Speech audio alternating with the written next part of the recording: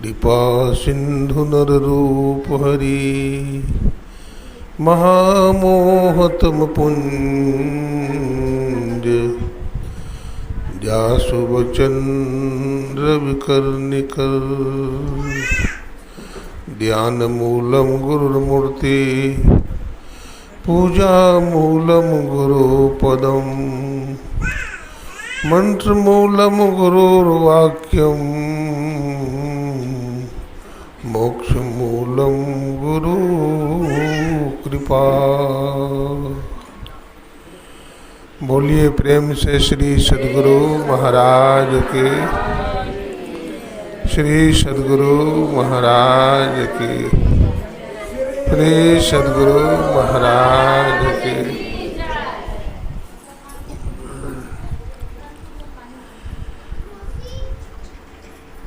अव्यक्त रूप में अनंत श्री विभूषित परमाराध्य ब्रह्मलीन गुरुदेव के त्रैलोक पावन पाद पद्मों में कोटि कोटि नमन।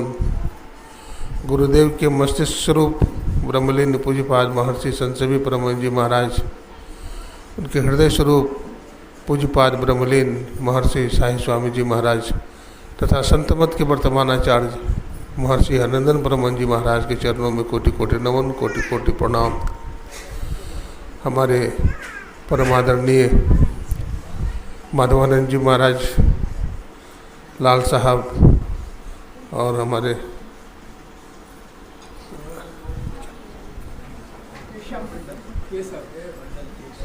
केशव मंडल जी और हमारे अनिल भाई, सत्संग प्रेमी सज्जनों, माताओं, बहनों, आज बड़ा ही सौभाग्य का दिन है कि हम लोग आज आदरणीय श्री लाल शर्मा इनके घर में सत्संग करने के लिए आए हैं। गुरु महाराज की बड़ी कृपा है, बड़ी दया है। अभी देखिए हम लोग आश्रम में थे, इतनी मूसलाधार बारिश हुई, इतनी मोटी मोटी बूंद और इतने बादल गरज रहा था, बिजलियां चमक रही थी कि वर्षा रुक ही नहीं रही थी।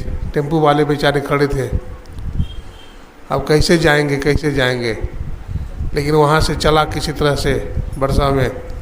लेकिन जब इधर आया तो देखते एक बूंद भी पानी नहीं है। यही प्रेम नगर है। क्या है? ये प्रेम नगर है। यहाँ एक बूंद भी बारिश नहीं है और सभी भक्त लोग पहुँच गए हैं, सभी भक्त लोग सत्संग में पहुँच गए हैं। तो गुरु महाराज की कृपा है। जाकी रही भावना जैसी, प्रभु मूर्ति देखी दिन तैसी। इनकी भावना बड़ी अच्छी है और गुरु महाराज सब संभाल दी।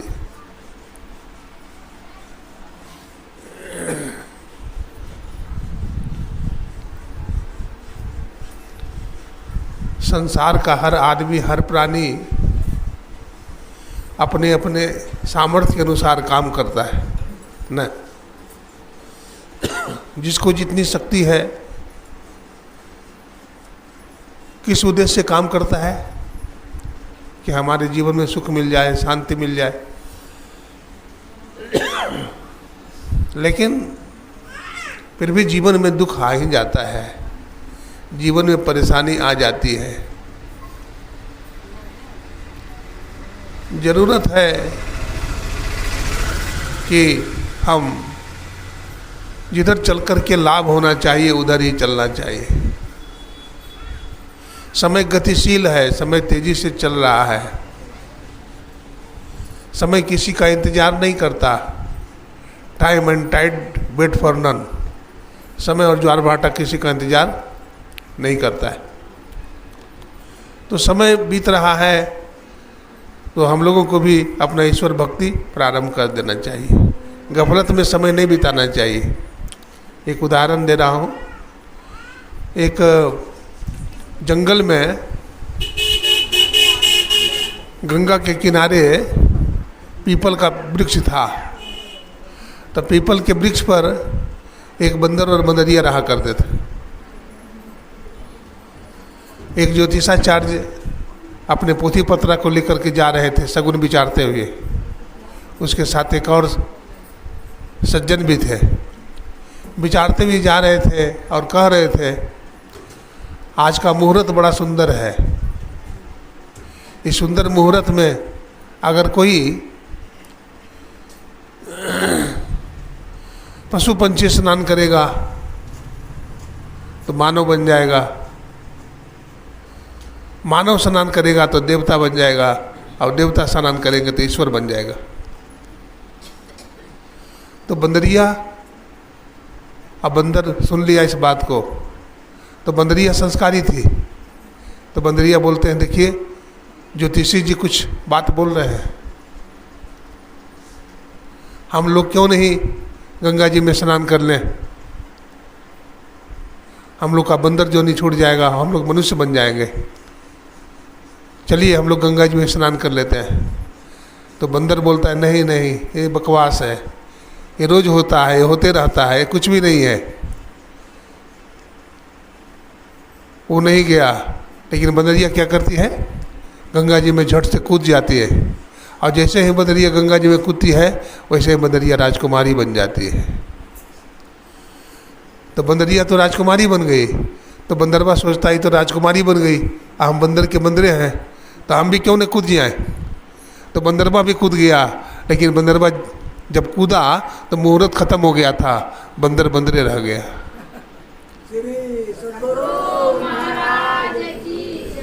बंदरवा बंदरे रह गया, अब बंदरिया राजकुमारी बन गई। मन पछते हैं अवसर बीते, अवसर बीत जाएगा तो पछताना पड़ता है। अभी हम लोगों का समय है, परमात्मा ने मानव का शरीर दिया है, बड़ा सुंदर है, और इसमें परमात्मा तक जाने का रास्ता भी है। मानव का शरीर कर्म जोनी है, अन्य सारी जोनियाँ भोग जोनियाँ हैं। उस भोग जोनी में हम भजन नहीं कर सकते, हम सत्संग नहीं सुन सकते। गाय बैल सत्संग सुनेगा, हाथी घोड़ा कुत्ता बिल्ली सत्संग नहीं सुन सकता, क्यों? उसमें विवेक नहीं है। बिनु सत्संग विवेक न होई, और राम कृपा बिनु सुलभ न सोई। बिना सत्संग का विवेक नहीं होता, जब तक राम की कृपा नहीं होती तो सत्संग भी नहीं मिलता है। तो यहाँ हम लोग आए हुए हैं, बहुत दूर दूर से आए हुए हैं, ये प्रभु की कृपा है। प्रभु की कृपा नहीं होती तो हम लोग सत्संग में नहीं आते। हमारे देश में बहुत सारे अवतार हुए हैं, श्री राम अवतार, श्री कृष्ण अवतार। राम अवतार में भगवान राम आए, श्री कृष्ण अवतार में भगवान श्री कृष्ण आए। अभी नवरात्रि चल रहा है, दुर्गा जी का पूजन चल रहा है संपूर्ण भारतवर्ष में। दुर्गा किसे कहते हैं? दुर्गति नाशनम इति दुर्गा, जो दुर्गति का नाश करे वो क्या है? दुर्गा। या देवी सर्वभूतेषु शक्ति रूपेण मातृ रूपेण श्रद्धा रूपेण विश्वास रूपेण संस्थिता नमस्तस्यै नमस्तस्यै नमस्तस्यै नमो नमः। ये 9 रात तक क्या करते हैं भक्त लोग? आराधना करते हैं माँ दुर्गा की, स्तुति करते हैं, मंत्र जपते हैं, ध्यान लगाते हैं और शक्ति प्राप्त करते हैं।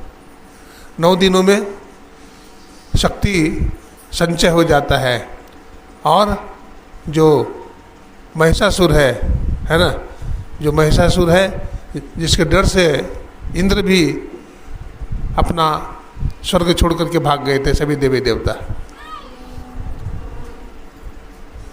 राक्षस लोग उग्र तपस्या करते थे, बड़े तपस्वी होते थे, देवता लोग भोगी होते थे, इसलिए देवता लोग हार जाते थे। ब्रह्मचर्य की बड़ी महिमा है हमारे वेद में, शास्त्र में। जो जितना संयम से रहता है, ब्रह्मचर्य का पालन करता है और उपासना करता है, तो उसको जल्दी सफलता मिलती है। स्वामी विवेकानंद जी महाराज ने शिकागो के धर्म सम्मेलन में कहा था, मरणम तो बिंदु पाते न जीवनम तो बिंदु धारनाथ। बिंदु का रक्षण ही जीवन है, अब बिंदु का नाश ही मृत्यु है। ब्रह्मचर्य से हीन व्यक्ति कैसा है तुम जानते हो? जैसे टूटा हुआ धनुष हो, टूटा हुआ धनुष लेकर कोई रण क्षेत्र में जाएगा तो क्या होगा, मरेगा कि मारेगा? मर जाएगा, एक भी बार नहीं चलेगा टूटा हुआ धनुष। इसलिए स्वामी रामतीर्थ ने कहा था, एक ब्रह्मचारी एक सच्चा गायक हो सकता है, एक ब्रह्मचारी एक अच्छा कलाकार हो सकता है, एक ब्रह्मचारी एक अच्छा लेखक हो सकता है, एक ब्रह्मचारी एक अच्छा इंजीनियर हो सकता है, एक ब्रह्मचारी एक अच्छा डॉक्टर हो सकता है, एक ब्रह्मचारी एक अच्छा महात्मा हो सकता है, और एक ब्रह्मचारी ईश्वर खुदा हो सकता है। इसलिए हम संयम धारण करें, संयम से रहें और उपासना करें तो हमारे जीवन में सफलता जल्दी से मिल जाती है।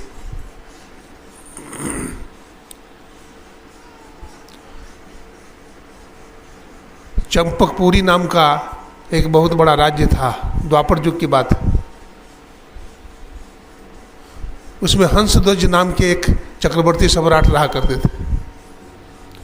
तो हंसध्वज एक पत्नीव्रतधारी थे। उसे 5 पुत्र था, सुबल, सुरथ, सम, सुदर्शन और सुधन्मा। उसको 5 बेटे थे और 5 बेटा भी एक पत्नीव्रतधारी था। उसके राज्य में कोई भी ऐसा नहीं था जो मर्यादा तोड़ करके, है ना, और अमर्यादित जीवन जीता हो। सब एक पत्नीव्रतधारी होते थे और माताएं सब पतिव्रता धर्म का पालन करते थे। एक बार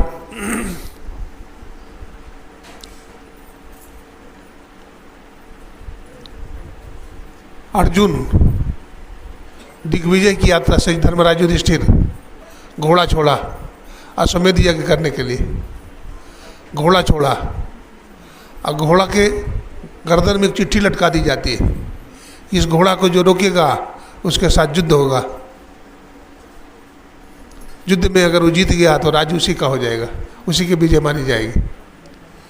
तो चिट्ठी उसमें लटका दिया गया। तो भगवान श्री कृष्ण का जो पुत्र था, क्या नाम था? भगवान श्री कृष्ण का बेटा का नाम क्या था? प्रद्युम्न। हाँ, प्रद्युम्न और अर्जुन घोड़ा के पीछे पीछे चल रहे थे उसकी रक्षा में। तो चंपकपुरी जब पहुंचा तो चंपकपुरी में हंसध्वज की पत्नी बोलती है, महारानी, बेटा देखो, आज तक श्री कृष्ण का नाम ही हम सुने, लेकिन श्री कृष्ण का दर्शन नहीं किए हैं। तुम युद्ध में अर्जुन को अगर पराजित करोगे तो भगवान श्री कृष्ण भी जरूर आएंगे, क्योंकि महाभारत के युद्ध में भगवान श्री कृष्ण ने अर्जुन का रथ चलाया है। जंगल में बियाई हुई गाय अपने बछड़ा को नहीं छोड़ सकती है। भगवान श्री कृष्ण अर्जुन के सदा साथ रहते हैं कि अर्जुन भगवान का बड़ा भक्त है। इस तरह से माता जी बोल रही है हंसध्वज की पत्नी अपने बेटा से, देखो सुधन्मा, तुम जैसे भी हो भगवान को यहाँ लाओ, दर्शन कराओ, हम लोगों का दर्शन हो जाएगा, हम लोगों का जीवन धन्य हो जाएगा। चंपकपुरी में रथ आ रहा था और सुधन्मा बहुत वीर था और भगवान श्री कृष्ण का परम भक्त भी था। तो सुधन्मा ने कहा, माँ मैं अवश्य ही तुम्हारा वचन को पूरा करूंगा, मैं श्री कृष्ण भगवान को आपके सामने हाजिर करूंगा, ये मैं प्रतिज्ञा करता हूँ। उसकी बहन का नाम कुबला था। कुबला ने आरती उतारी और आशीर्वाद दिया अपने भाई को कि जाओ युद्ध में विजय प्राप्त करो, विजयी भव। उसकी धर्मपत्नी सुशीला थी, उन्होंने भी आरती उतारी अपने पतिदेव की और कहा युद्ध में जाइए। लेकिन हे स्वामी, आप युद्ध में तो जा रहे हैं, अभी शादी हुई थी। मैं जानती हूँ इस बात को कि भगवान श्री कृष्ण का जो दर्शन करता है वो लौट करके नहीं आता, उसका जन्म नहीं होता है। मुझे पूर्ण विश्वास है कि युद्ध से आप लौट करके नहीं आएंगे और मेरा गर्भ खाली ही रहेगा, मैं पुत्रहीन ही बना रहूँगा। इसलिए आप जाइए, लेकिन पुत्र रत्न छोड़ के जाइए। अब इधर हंस ध्वज ने अपने सारी सेना को अनाउंस कर दिया है कि सारी सेनाएं रणक्षेत्र में उपस्थित हो जाएं। जो समय पर रणक्षेत्र में नहीं पहुंचेगा उसको तेल के खौलता हुआ कड़ाह में डाल दिया जाएगा। ये सबके लिए नियम बना, सबके लिए नियम बन गया। और हंस ध्वज के दरबार में जो 2 ऋषि रहता था वो भी इंतजार में था।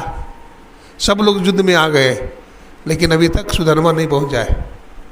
राजा को मालूम हो गया, राजा गुस्सा कर रहे हैं। सब लोग आ गए, सुधर्मा अभी तक नहीं आया। तो राजा अपनी सेना को भेज दिया कि जाओ सुधर्मा जिस हालत में हो उसका बाल पकड़े हुए घसीटते हुए ले आना। अब बाल घसीटते हुए ले आया, लेकिन सुधर्मा रास्ते में ही आ रहा था, विलम्ब हो गया।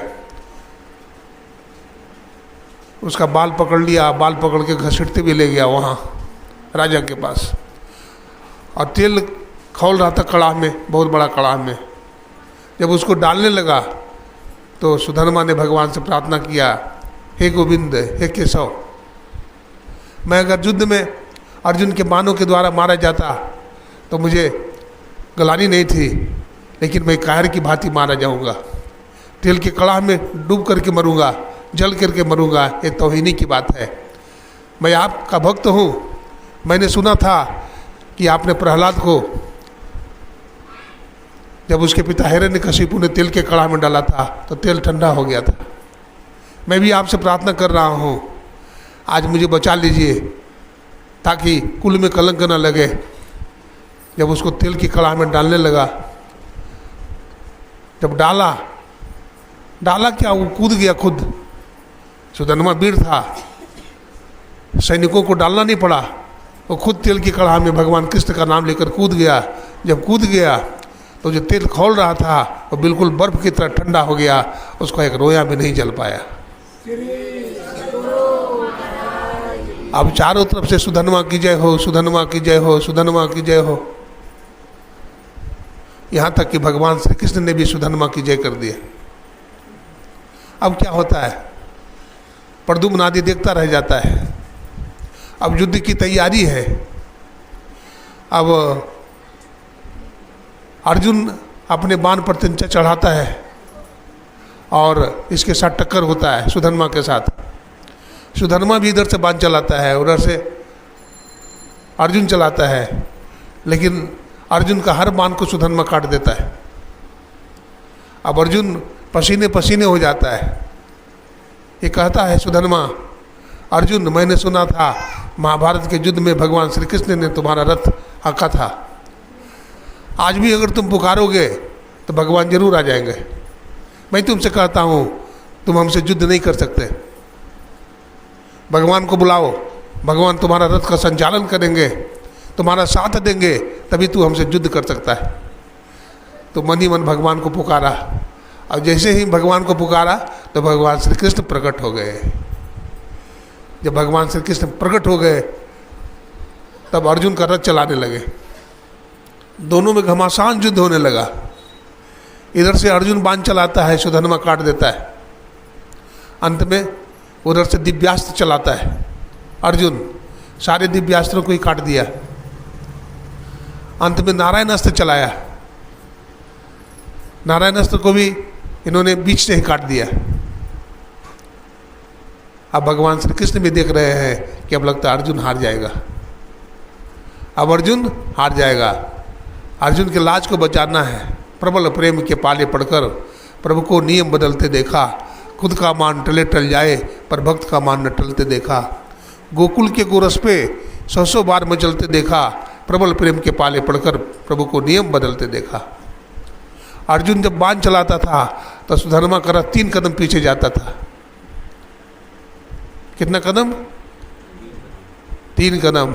इधर से सुधर्मा बाण चलाता था तो अर्जुन का रथ 1 कदम पीछे जाता था। तो भी भगवान कहते थे, सावस सुधर्मा सावस, सावस सुधर्मा सावस। तो अर्जुन को ग्लानि होने लगी, बोलो भगवान, मैं जब बाण चलाता हूँ तो उसका रथ 3 कदम पीछे ले जाता हूँ, और वो जब बाण चलाता है तो हमारा रथ 1 कदम ही पीछे जाता है, तो भी मुझको शाबाशी नहीं दे करके मेरा शत्रु को शाबाशी देते हो, ये उचित नहीं। भगवान हंसते हैं, कहते हैं, अर्जुन तुमको अभी भी अहंकार है। तुम्हारे रथ पर कौन बैठा है जानते हो? दुनिया का मालिक जगदीश्वर श्री कृष्ण बैठा है, और तुम्हारे ध्वजा पर हनुमान जी महाराज बैठे हुए हैं। तुम रथ से उतर जाओगे ना, अगर मैं रथ से उतर जाऊंगा, हनुमान जी रथ से उतर जाएंगे, तो तुम्हारा न जाने 7 समुद्र के पार में कहाँ गिरेगा, इसका पता भी नहीं चल पाएगा। भगवान युद्ध में बतलाते हैं, जब हारने लगा अर्जुन, तो भगवान श्री कृष्ण ने क्या किया, अपना सुदर्शन चक्र छोड़ दिया और सुधन्मा का गर्दन कट गया। अब भगवान श्री कृष्ण भी उसके गर्दन को उठाने के लिए दौड़े, सुधन्मा की जय हो, सुधन्मा की जय हो, एक पत्नी व्रतधारी सुधन्मा की जय हो। तो वास्तव में जो ब्रह्मचर्य का पालन करता है, जो संयम से रहता है, तो भगवान भी उसका टक्कर नहीं ले सकते हैं। भगवान भी उसका टक्कर नहीं ले सकते हैं। इसलिए बड़ी नियम से, निष्ठा से रहना चाहिए, सत्संग करना चाहिए, ध्यान करना चाहिए। हमारे गुरु महाराज ने कहा, सत्संग नित और ध्यान नित रहिए कर संलग्न हो, व्यभिचार चोरी नशा हिंसा झूठ तजना चाहिए। 5 पाप को छोड़ करके संसार में रहिए, अपना कारोबार कीजिए। अगर आप भजन करेंगे, आप में सच्चाई होगी, तो आपको बरकत होगा। हाँ, आपको बरकत होगा, आपको थोड़े में ही काम चल जाएगा। कबीर साहब कहते हैं, साईं इतना दीजिए जामे कुटुंब समाए, मैं भी भूखा न रहूं, साधु न भूखा जाए। ए प्रभु, हमको इतना ही दो जिससे कि हमारा खर्च चल जाए, हमारे घर में कोई पहुना आवे, मेहमान आवे, अतिथि आवे, साधु महात्मा आ जाए, तो उनकी हम सेवा कर सकें। हमारे घर से साधु महात्मा भूखे नहीं जाएं, बस इतना ही मुझे चाहिए, अधिक नहीं चाहिए। और कहा गया, बिन मांगे मोती मिले, बिन मांगे मोती मिले। और आगे मैं नहीं कहूँगा, बिना मांगे ही मोती मिल जाता है ना? सब कुछ मिल जाता है, धर्म अर्थ काम और मोक्ष, है ना? हम लोग रोज स्तुति करते हैं, स्तुति करते हैं, सब संतन की बड़ी बलिहारी, उनकी स्तुति कहे विधि की जाए। हम लोग संत की स्तुति करते हैं, ईश स्तुति भी करते हैं ना। प्रातः काल के विनती में हम लोग ईश स्तुति करते हैं, जिसमें सब क्षेत्र क्षर अपरापरा, पर और अक्षर पार में, निर्गुण सगुण के पार में, सत असत हो के पार में। माने सबके पार में ईश्वर है, सबसे शक्तिशाली ईश्वर है। और ईश्वर का ज्ञान शरीर के द्वारा, मन के द्वारा, इंद्रियों के द्वारा नहीं हो सकता है। ईश्वर का ज्ञान आत्मा के द्वारा हो सकता है ना? तो सबके पार में वो परमात्मा है, हम लोग उनकी स्तुति करते हैं। स्तुति का मतलब क्या होता है? गुणगान करना। हम लोग ईश्वर का गुणगान करते हैं, उनका गुण को गाते हैं। ईश्वर कैसे? फिर प्रार्थना करते हैं, उनसे कुछ मांगते हैं, और फिर उपासना करते हैं उनकी। उपासना का मतलब क्या होता है? नज़दीक में जाना। जो स्तुति करता है, प्रार्थना करता है, वो परमात्मा के नज़दीक चला जाता है। कबीर साहब ने कहा, प्रेम खिलौनमा यही स्वभाव, तू चली आओ या मोही बुलाओ। कहते हैं प्रेम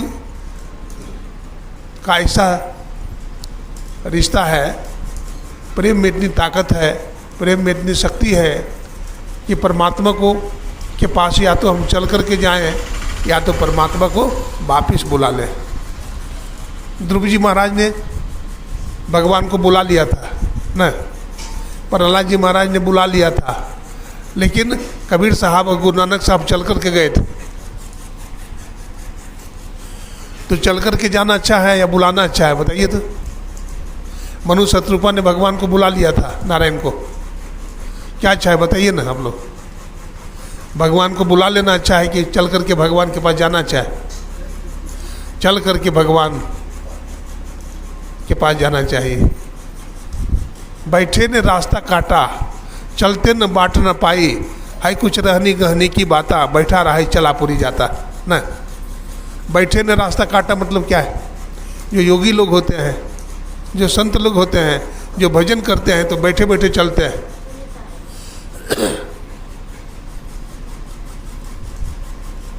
सुरती दरस करन को जाती तकती तीसर तिलखिड़ की।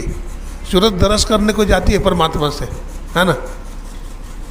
सूरत ठहरानी रहे आकाशा तिलखिड़ के में सूरत क्यों भूल रही, चेत चलो स्वामी पास। हे इन दिन तू भोग दीवानी, क्यों पड़ो काल के पास। जल्दी से तू मुख को फोड़ो अंदर अजब विलास। तो सूरत परमात्मा से मिलने के लिए जाती है। कबीर साहब कहते हैं सूरत निरस्तो मेला करके अनहद नाज बजावे, अबदू भूले को घर लावे। घर में जोग भोग घर में ही घरत जीवन ने जावे, अबन के गए कल्पना उपजाए तब दो कहाँ समावे। अबदू भूले को घर लावे। तो कहीं जाना नहीं है, उनकी उपासना में डूब जाना है। कैसे डूब जाना है? जैसे एक बार नौक चली समुद्र का था लेने के लिए, तो था ले ली ना नमक, और नमक गई समुद्र का था लेने के लिए, तो नमक गल जाएगा ना, था लेगा। उसी तरह से जीवात्मा जब परमात्मा का था लेने चलेगा तो जीवात्मा भी परमात्मा में डूब जाएगा, था नहीं चलेगा। इसलिए गूंगे का गुड़ है भगवान, बाहर भीतर एक समान। इसलिए ईश्वर का जो स्वरूप है उसमें क्या बात है? रूप है, स्वरूप है, अस्वरूप है। रूप किसे कहते हैं? जिसका ज्ञान आँख से होता है उसको रूप कहते हैं। एक स्वरूप होता है जो रूप के साथ में रहता है, उसको स्वरूप बोलते हैं। और एक स्वरूप होता है, निज रूप होता है। अभी गुरु महाराज का तस्वीर लगी हुई है ना। ये गुरु महाराज का क्या है? रूप है ना, स्वरूप नहीं है। लेकिन जब गुरु महाराज अपने शरीर में थे, पार्थिव शरीर में थे, तो गुरु महाराज अपने स्वरूप में थे। क्या में थे? स्वरूप में थे। तो अभी स्वरूप में नहीं है, गुरु महाराज का रूप है, तस्वीर है। और एक स्वरूप होता है जिसको निज रूप बोलते हैं। हमारा निज रूप क्या है? एक वेदांती कहते हैं मेरा सतचित आनंद रूप कोई कोई जाने दे। ये जो जीवात्मा है कैसा है? तो कहते हैं सच्चिदानंद है, सत्स्वरूप है, चित्त स्वरूप है और आनंद स्वरूप है। सत्स्वरूप क्यों है? जीव परमात्मा का अंश होने के कारण चेतन है, अविनाशी है। ईश्वर अंश, जीव अविनाशी, चेतन अमल, सहज सुख राशि। और ईशावास उपनिषद में कहा गया ईशावास मिदम सर्वम यत्किंच जगत्याम जगत तेन तक तेन भुंजी था माँ गृदा कस अस्विदनम। विदारण्यक उपनिषद में आया सर्वम खलविदम ब्रह्म नेह नास्ति किंचन एको देवा सर्वभूतेषु गूढ़ा यन्नेवम तन्नेवम यथा घटा। तो परमात्मा सर्वव्यापक है और सर्वव्यापकता के परे है न। केवल सर्वव्यापक ही नहीं है, जैसे पृथ्वी है, जल है, बढ़िया समझिए, अग्नि है, वायु है, आकाश है, ठीक है। तो आप एक गिलास ले लीजिए, ठीक है। अब गिलास में आधा गिलास पानी डाल लीजिए और उसमें एक मिट्टी का टुकड़ा डाल दीजिए, उसको चला दीजिए, मिट्टी घुल जाएगी। मिट्टी घुल करके गिलास के पेंदा में बैठ जाएगा। लेकिन पानी मिट्टी में को भर करके उसे ऊपर अपना जगह बना लेता है। तो जैसे मिट्टी है और जल है, तो मिट्टी को भर करके जल अपना स्थान ऊपर रखता है ना। ठीक उसी तरह से जो जितना ही सूक्ष्म होता है अपने स्थूल को भर करके अपना स्थान ऊपर रखता है। तो पृथ्वी से जल सूक्ष्म है, जल से सूक्ष्म अग्नि है, अग्नि से सूक्ष्म क्या है? वायु है, और वायु से सूक्ष्म क्या है? आकाश है। आकाश पृथ्वी, जल, अग्नि, वायु को भर करके अपना स्थान ऊपर रखता है। उसी तरह से प्रकृति है, तो प्रकृति इससे ऊपर है, सूक्ष्म है। अब प्रकृति से भी सूक्ष्म क्या है? परब्रह्म परमात्मा है ना। वो देश काल से भी परे है। हमारे गुरु महाराज कहते हैं ये प्रकृति द्वय उत्पत्ति लय हो गए प्रभु की मौज से, ये अजा अनाद्य स्वयं है, हर किसी न कहना चाहिए। तो अजा अनाद्य क्यों कहा गया प्रकृति को? अजा का मतलब होता है जिसका जन्म नहीं होता है, और अनाद्य क्यों कहा? थोड़ी देर के लिए कहा गया, क्योंकि जब प्रकृति बनी थी तो देश काल नहीं था। जब प्रकृति बनी थी तो न वहाँ देश था न काल था, इसलिए थोड़ी देर के लिए कहा गया वो परमात्मा के मुंह से प्रकट हुई है डायरेक्ट। भगवान की जो माया है, प्रकृति है, वो भगवान के मुंह से प्रकट हुई है, यानी सबसे नज़दीक है वही माया। माया सबसे नज़दीक है, इसलिए हम लोग को ईश्वर का ज्ञान नहीं हो पाता है, बीच में माया है। भगवान राम जंगल जा रहे थे ना, जंगल में जा रहे थे भगवान राम आगे आगे, अब बीच में जानकी मैया है, अब पीछे में लखन लाल जी है। तो लखन लाल जी को भगवान राम नहीं दिखते हैं, क्योंकि बीच में माया है ना, नहीं दिख पाता है ना। ये माया क्या है? माया, माँ मन नहीं, या मन जो नहीं है वो माया है। हमारे वेदांती कहते अतस्मिन तद बुद्धि अध्यासा, अध्यास को माया कहा गया, जो जैसा नहीं है वैसा दिखे। हम लोग रास्ता में चलते हैं और देखते हैं ठूठ गाछ है, ठूठ गाछ होता है कटा हुआ, उसको देख करके डर जाते, भूत है भूत है भूत है, भागने लगते हैं। एक लड़का था, बड़ा साहसी था, दो युवक था, दोनों खेलने के लिए जंगल में जाता था। तब भूताहा जगह था वो, तो एक मित्र ने कहा कि देखो भाई भूताहा जगह है, यहाँ भूत प्रेत रहता है। बोलता मैं भूत प्रेत को नहीं मानता हूँ, मैं नहीं डरता हूँ। बोलता तू नहीं डरता है? बोला नहीं। तो बोला तुम 12 बजे रात में शमशान घाट में आ सकता है? बोला चला आऊँगा।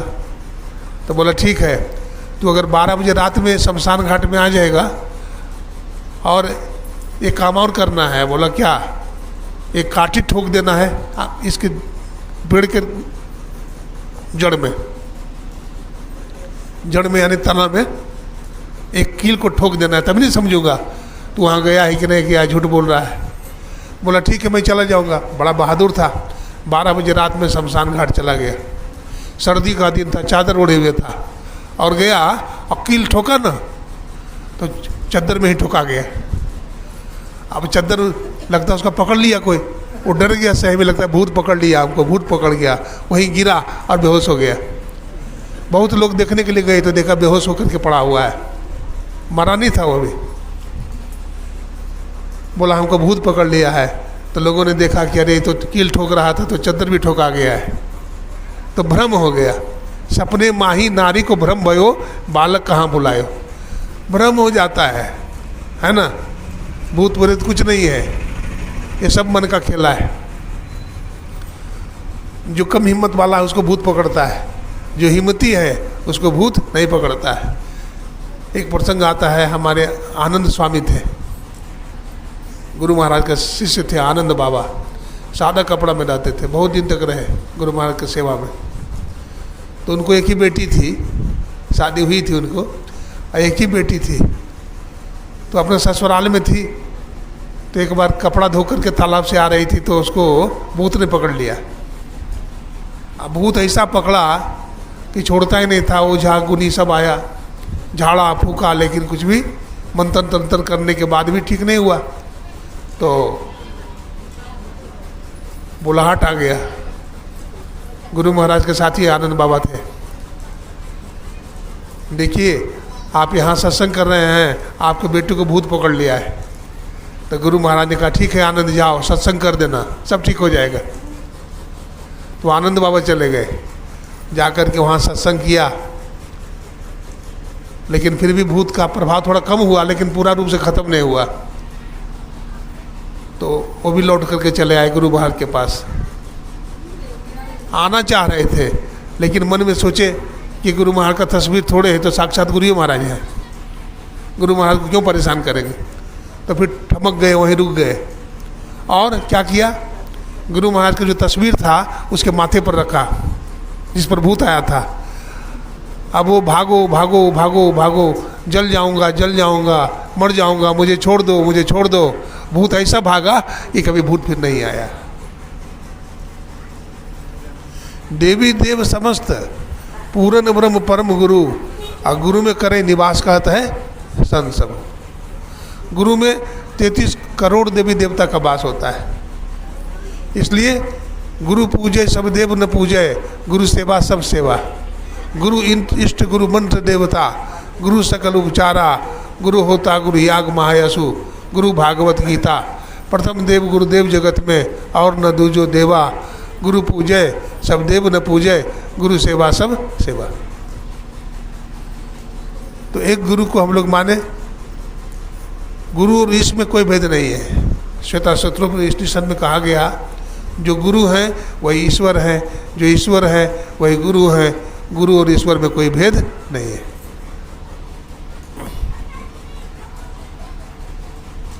गुरु नाम है ज्ञान का, शीश सीख ले सोए, और ज्ञान मर जाने बिना गुरु और शिष्य न हो। गुरु सीढ़ी से उतरे शब्द भी ऊना होए, ताको काल की सीटी है राख सके न कोई। झूठे गुरु के पक्ष में तजित न कीजिए बार, द्वार न पावे शब्द का अब भटके बारंबार। इसलिए गुरु ज्ञान को कहते हैं, ज्ञान ही गुरु है। जहाँ से ज्ञान मिला वो गुरु है हमारे। तो इसलिए गुरु की पूजा सबसे पहले होती है। देखिए व्यास पूजा कौन महीना में होता है? बोलिए, आषाढ़ महीना में। आषाढ़ पूर्णमासी को व्यास पूजा हम लोग मनाते हैं। और व्यास पूजा, इसको गुरु पूजा भी कहते हैं, गुरु पूर्णिमा भी कहते हैं। तो पूर्णिमा के दिन क्यों मनाया जाता है? जरा विचार करने के बाद, क्योंकि गुरु पूर्ण है, गुरु पूर्ण है, इसलिए पूर्णिमासी के दिन गुरु पूजा होती है। तो सबसे पहले पूजा गुरु का होता है आषाढ़ पूर्णमासी को। और आषाढ़ के बाद कौन महीना आता है? श्रावण। और श्रावण में शंकर भगवान पर जल चढ़ता है। और शंकर भगवान कौन है? महादेव है न, देवों का देव महादेवा। देवताओं में श्रेष्ठ हैं भगवान शंकर। भगवान शंकर की शादी हो रही थी, भगवान शंकर की शादी हो रही थी। तो भगवान शंकर से पंडित जी महाराज पूछते हैं, क्या पूछते हैं? आपके पिताजी का नाम क्या है? तो कहते हैं हमारे पिताजी का नाम ब्रह्मा जी है। फिर बोलते हैं आपके दादा का नाम क्या है? बोला हमारा दादा का नाम भगवान विष्णु है।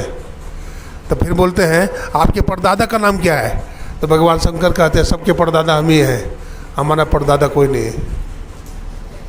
लेकिन संत मत कहता है भगवान शंकर के भी परदादा हैं। हमारे गुरु महाराज बताते हैं भजो ओम ओम प्रभु नाम यही, अब भजो ओम ओम में ही नाम है। कहते हैं ना, ओम क्या है? कबीर साहब कहते हैं ओम की व्याख्या करते हैं, पोथी पढ़े पढ़े जग हुआ, पंडित भया न कोई, और 2.5 आखर है। 2.5 आखर ओम है, आकार उकार और मकार, ये 2.5 आखर है। कहते इसको जो पढ़ लिया, आकार क्या है? आकार रजोगुण का प्रतीक है, ब्रह्मा जी है। और उकार सतोगुण है, भगवान विष्णु का प्रतीक है। और मकार तमोगुण है, भगवान शंकर का प्रतीक है। तो इसको जो जान लेता है ईश्वर का साक्षात्कार कर लेता है, वो परमात्मा हो जाता है, वो ब्रह्म हो जाता है। गुरु नानक साहब कहते हैं सदगुरु पूर्ण ब्रह्म है, सदगुरु आप अलेख, और सदगुरु रमता राम है, या मैं लेख न मेख। तो ऐसे सदगुरु को जानना चाहिए। गुरु गुरु मैं करो पुकारा, सदगुरु साहब सुनो हमारा। मंगल मूर सदगुरु मिलवे सर्वाधार, और मंगल में मंगल करन बिनमो बारंबार। दुख भंजन भव फंदन गंजन हम लोग बोलते हैं, हाँ? दुख भंजन, दुख भंजक कौन है? गुरु महाराज, सदगुरु। फंदन गंजन, हमारा जो दुख है उसको गंजन करने वाले हैं, फंदन को छुड़ाने, जो फंदा है उसको छुड़ाने वाले हैं। हमारे जो दुर्गंजन है उसको छुड़ाने वाले हैं। और ज्ञान ध्यान दे करके संसार से हमारा उपकार करने वाले हैं। और कल्याण कैसे होगा? तो कहते हैं बिंदु ध्यान विधि न्याद भैन। तो बिंदु की उपासना कीजिए और नाद की उपासना करिए, बहुत जरूरी है। क्योंकि जब तक बिंदु की उपासना नहीं करेंगे तो आँख पर का जो पट्टी है वो खुलेगा नहीं। इसलिए हमारे गुरु महाराज इशारा करते हैं, घटतम प्रकाश वो शब्द पढ़ते जीव पर है छा रहे, कर दृष्टि हर ध्वनि योग साधन ये हटाना चाहिए। आँख बंद करते हैं तो अंधेरा दिखता है। शाम के समय में हम लोग संध्या करते हैं, संध्या में डर लगता है न, चारों तरफ अंधेरा छा जाता है, कुछ करने का मन नहीं करता है, मन में भय होता है। इसलिए भय होता है तो ध्यान करते हैं हम लोग। जो अंधकार बना दिया और जो प्रकाश कर देगा, ऐसा जो समर्थ है उस परमात्मा की हम लोग याद करते हैं, संध्या करते हैं, ध्यान करते हैं। जो प्रातः काल उठ करके ध्यान करता है उसमें बड़ी शक्ति आ जाती है। अपराह्न काल में जो ध्यान करेगा, सायंकाल में जो ध्यान करेगा, उसमें बड़ी शक्ति आ जाती है। उसका अनिष्ट नहीं होता है, उसको भूत प्रेत कुछ नहीं करता है, उसको जादू टोना कुछ नहीं कर सकता है। एक कथा आती है, एक श्यामदास थे, किसी संत का शिष्य था श्यामदास। तो श्यामदास बहुत भजन करता था, त्रैकाल संध्या छोड़ता नहीं था, सत्संग बराबर करता था वो। एक दिन किसी कार्यवश उसको रात में जाना पड़ा कहीं किसी दूसरे गांव में। तो दूसरे गांव में जा रहा था तो देखा शमशान घाट में चारों तरफ प्रकाश हो रहा है। वहाँ जब नज़दीक में गया तो देखा पंडाल बन रहा है और वहाँ बहुत तरह की आवाज़ हो रहा है। आवाज़ समझ में नहीं आ रही है किसका आवाज़ है, लेकिन बड़ा आत्मबली था ये डरता नहीं था, फिर भी चला गया वहाँ। जब वहाँ चला गया तो भूत प्रेत सोचता है भाई कौन है, ये लगता कोई आत्मबली महापुरुष है। ये पूछता है, निर्भुक होकर पूछता है, भाई तुम लोग कौन हो, रात में यहाँ क्या कर रहे हो तुम लोग? बोला महाराज हमसे कोई पूछने का हिम्मत नहीं करता, यहाँ तक आने का भी हिम्मत नहीं करता, लेकिन आप यहाँ तक आए हो, आप बहुत वीर बहादुर हो, आप किसी संत के शिष्य हो, मैं तुमसे झूठ नहीं बोलूँगा, हम लोग भूत प्रेत हैं। हम लोग कौन हैं? भूत प्रेत हैं। तो यहाँ क्या करते हो? बोला यहाँ पंडाल बना रहे हैं, हमारी बेटी की शादी होने वाली है, तुम्हारी बेटी की शादी होने वाली है इसलिए पंडाल बन रहा है, बारात आने वाला है। बोला अच्छा एक बात बताना, कहाँ से बारात आएगी? तो बोला रामपुर गांव है। क्या है? रामपुर गांव है, और उसमें जो शादी होने वाली है उसका नाम विष्णु दास है। विष्णु दास की बेटा से, विष्णु दास का बेटा रामदास है, और रामदास से हमारी बेटी का विवाह होने वाला है। सच्चाई भी बता देता है। वो बड़ा शराबी है। वो क्या है? बड़ा शराबी है, बहुत शराब पीता है, जुआ खेलता है, अब माँ बाप के धन को नष्ट कर दिया है, उसका दोनों किडनी खराब हो गया है, वो मरने वाला है, अब मरकर प्रेत बनेगा। मरकर क्या बनेगा?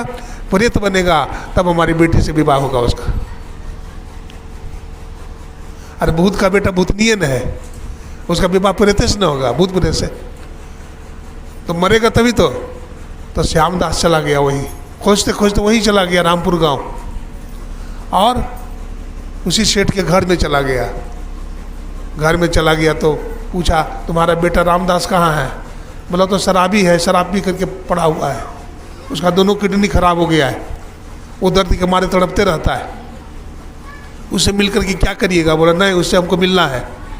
श्यामदास उससे मिल लिया और कहा देखो श्यामदास, देखो रामदास, मैं तुम्हारा दुख दूर कर दूंगा, मैं तुमको दीक्षा दूंगा, दीक्षा है ना। उसको दीक्षा दे दिया, वो बोले स्नान करो, नया कपड़ा पहना दिया, उसको दीक्षा दे दिया, और दीक्षा दिला करके भजन थोड़ा करते हैं ना, ध्यान करते हैं, तो थोड़ा सा ध्यान किया। अब वो जो मर करके प्रेत योनि में जाने वाला था, वो शरीर तो छूट गया उसका, लेकिन प्रेत योनि में नहीं गया, वो मनुष्य का शरीर उसको मिल गया। प्रेत योनि में नहीं गया, मनुष्य का शरीर उसको मिल गया। कबीर साहब कहते हैं ना, भक्ति बीज बने से नहीं, जो जुग जाए अनंत, ऊंच नीच घर जन्म ले, तब वो संत को संत। अब किसी महान पुरुष से दीक्षा ले लिया, तब अब वो प्रेत योनि में नहीं गया, मनुष्य बन गया, और दीक्षा दे करके चला आया है। तो उसी रास्ता से आ रहा था, तो वहाँ देखा जो पंडाल बंद रहा था, लाइट सज रही थी, अब वहाँ अंधेरा हो गया, सब खुल रहा है, पंडाल उंडाल खुल रहा है, लाइट वगैरह सब खोला जा रहा है।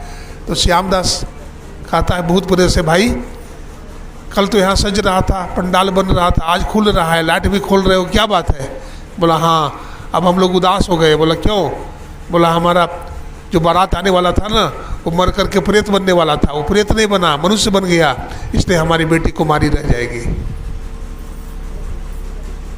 हमारी बेटी कुमारी रह जाएगी, हमारी बेटी का शादी नहीं हुआ। सदगुरु मिले तो बोले बाबू, नहीं तो परले हुआ। जीवन में कैसे भी रहिए, लेकिन बिना दीक्षा लिए नहीं रहिए। दीक्षा लीजिए, दीक्षा लेकर के भजन कीजिए, ध्यान कीजिए, तभी हमारा जीवन का जो दुख है वो दूर हो सकता है। मीराबाई कहती है, मेरे सब दुख दूर हुए जब से तेरा नाम लिया। हे प्रभु, हमारे जीवन के सब दुख दूर हो गए जब से हम तुम्हारे शरण में आ गए, जब से हम तुम्हारे शरण में आ गए हैं। तो दुख को दूर करना है तो इस सत्संग को पकड़िए, ध्यान को पकड़िए, घबराना नहीं चाहिए, हिम्मत रखना चाहिए। हिम्मती मर्दे मर्दा खुदा, हिम्मत रखिए। और भजन करने वाला का आत्मबल बढ़ा रहता है, भजन करने वाला का आत्मबल बढ़ा रहता है। गुरु महाराज का एक संस्मरण सुना देते हैं। बोलिए प्रेम से श्री सद्गुरु महाराज की। एक सत्संगी थे, सत्संगी का नाम था नाम मुझे याद नहीं है, लेकिन अररिया जिला के रहने वाले थे।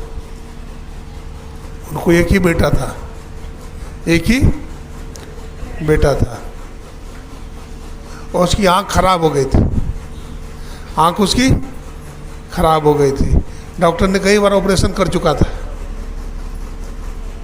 3 बार ऑपरेशन हो चुका है। अब डॉक्टर बोल दिया कि अबरी अगर आँख खराब हो गया, रोशनी नहीं आया, तो फिर जीवन भर रोशनी नहीं आ सकेगा। एक लौता बेटा था, IAS की तैयारी कर रहा था। गुरु महाराज में पूरा भरोसा था उसको। अपना बेटा को लेकर के भागलपुर गया।